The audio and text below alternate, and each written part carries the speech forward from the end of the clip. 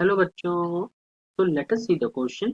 The question here says that recognize the figure and find out the correct statement. This is the figure. Let us read out the statements. Statement number one, given figure shows a chromosome with two centromeres on surface of it. Second, the given figure shows a chromosome with two kinetochores on surface of it. Third, given figure shows a chromosome with two chromatids attached to primary constriction. और fourth, both option B and C. तो इसमें इस question में जो figure दिया है पहले तो हमें वो पता होना चाहिए कि फिगर है किसका। तो ये फिगर है हमारे क्रोमोसोम का।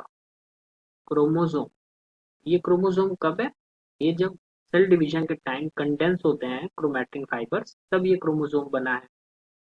अब क्रोमोसोम के बारे में जो मेन पॉइंट्स हैं हम उन्हें एक बार देख लेते हैं। तो क्रोमोसोम पहले तो दो क्रोमैटिड्स के मिलके बने होते हैं, दो टू क्रोमैटिड। ओके, और ये जो दोनों क्रोमैटिड्स हैं ये दोनों एक दूसरे से अटैच होते हैं at centromere. Centromere is the place जहाँ पे दोनों क्रोमैटिड्स अटैच होते हैं। तो अगर इस फिगर में हम देखें तो ये जो पार्ट है इसको कहते हैं हम लोग सेंट्रोमियर। सेंट्रोमियर, ठीक है। अब एक सेंट्रोमियर में दो काइनेटोकोर होते हैं, टू काइनेटोकोर। काइनेटोकोर क्या होता है? ये डिस्क शेप्ड स्ट्रक्चर होते हैं जो कि हमें यहाँ पे दिख रहे हैं इस फिगर में।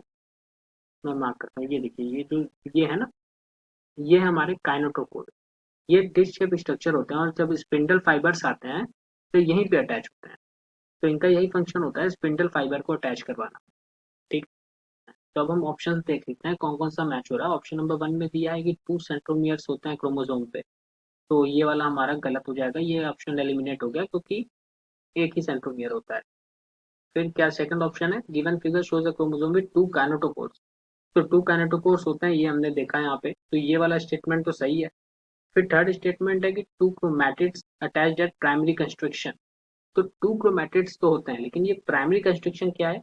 तो जो सेंट्रोमियर है, जो यहाँ पे एक आपको कंस्ट्रक्शन दिख रहा है, यहाँ से आया यहाँ पे, ये दोनों यहाँ पे कंस्ट्रिक्ट हो रहे हैं। तो इसी सेंट्रोमियर को ही हम लोग दूसरा नाम कहते हैं प्राइमरी कंस्ट्रिक्शन। प्राइमरी कंस्ट्रिक्शन, ठीक है।